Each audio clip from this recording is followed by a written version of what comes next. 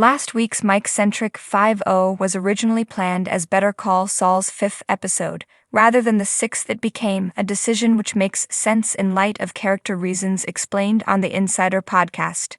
But it's easy to see how this week's episode, which refocuses on Jimmy and his relationships, to Kim, to Chuck, to morality, shares more connective tissue with Alpine Shepherd Boy, which would have preceded it in the original order. Jimmy doing the right thing with accompanying bitter air quotes feels like it could be the defining moment of the season, and the sentiment behind this line is introduced up front with the return of Philadelphia cops Sanders and Abbasi, who aren't thrilled by last episode's notebook shenanigans.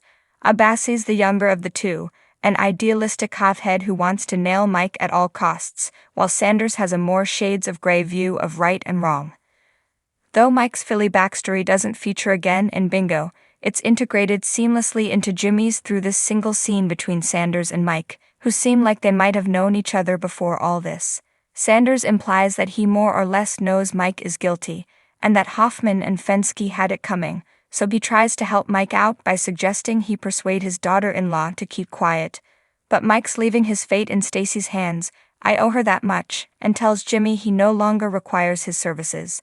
Jimmy, meanwhile, is at least hypothetically taking his fate into his own hands, starting with investing in an actual office.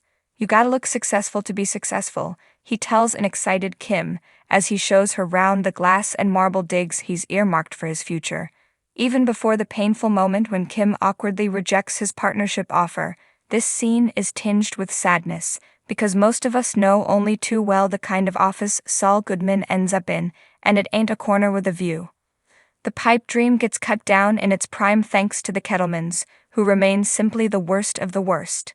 Deluded to the last, they fire Kim after she politely tells them their only hope is to accept a plea deal and surrender their stolen cash, maintaining that any admission of guilt is out of the question.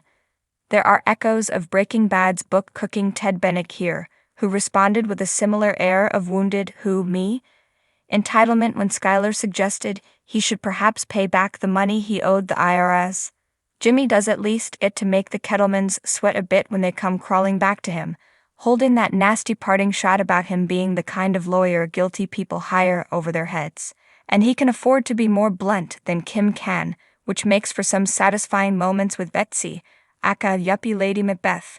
Can we just parachute down from cloud cuckoo land? He begs, after she tries to claim that the money they both know exists does not exist. But that retainer Betsy paid him puts Jimmy in a very tight corner, since she can and will use it to blackmail him. Kim, who of course has no clue about the bribe, asks Jimmy to persuade the Kettlemans to come back, in order to save her job at HHM as much as anything. Enter Mike, a toy truck and a can of UV spray paint, which is all it takes to track down the bag of cash, which was last seen in a tug-o-war between Jimmy and Betsy. So Jimmy does the right thing, returns his own portion of the stolen cash to the DA's office along with the rest, and returns the Kettlemans to Kim. After Mike lifts the cash from the attic, because the crawl space would have been a little too on-the-nose referential, the Kettlemans are trapped in a pretty ironclad catch-22. Admitting the bribe would mean Betsy was implicated along with her husband, and even this pair of craven monsters don't want their kids to grow up as jail orphans.